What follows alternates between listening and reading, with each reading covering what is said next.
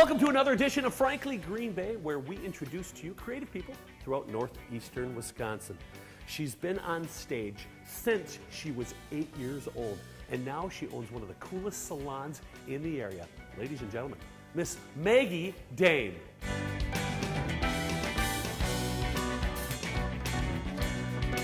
Welcome to another edition of Frankly Green Bay. Got my good friend Maggie Dame. How you doing? Good. I'm happy to have you here. Maggie, I've been wanting to get you on Frankly Green Bay because you have been around in the theater industry and the singing industry in this area since you were, what, 8? 8. And what started that?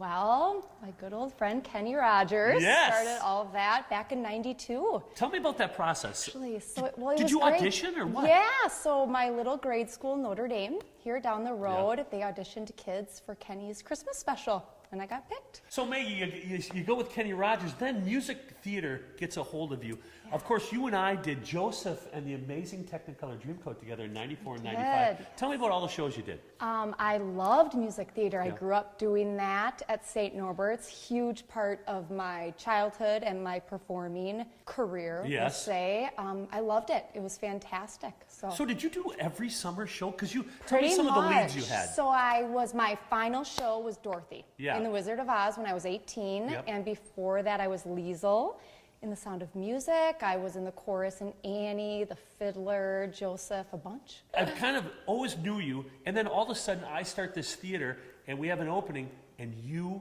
just magically show up to Let Me Be Franks. Tell me about your experience with Let Me Be Franks. Yeah. Oh, I loved it. I hadn't sang in a while. I'd done all that music theater growing up. And then as a young adult, I was going to beauty school and working and had not really been on stage in a while. And then re-met you, re-saw you after years and years, and the opportunity was there. 4 years you were with Let Me Be Franks, plus working full time.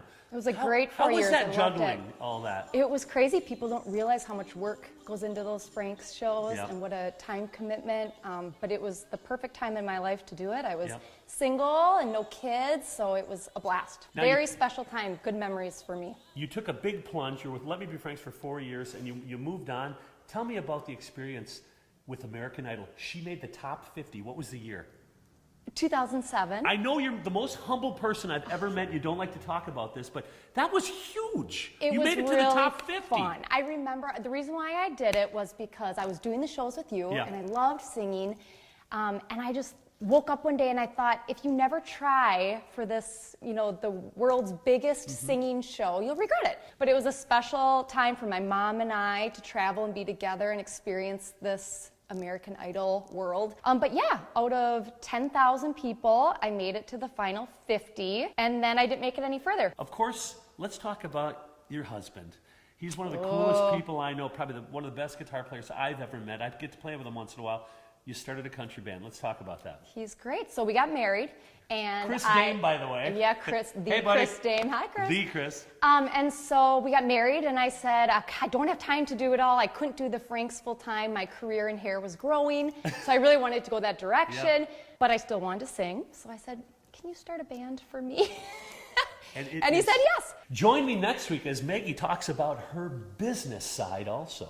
See you then.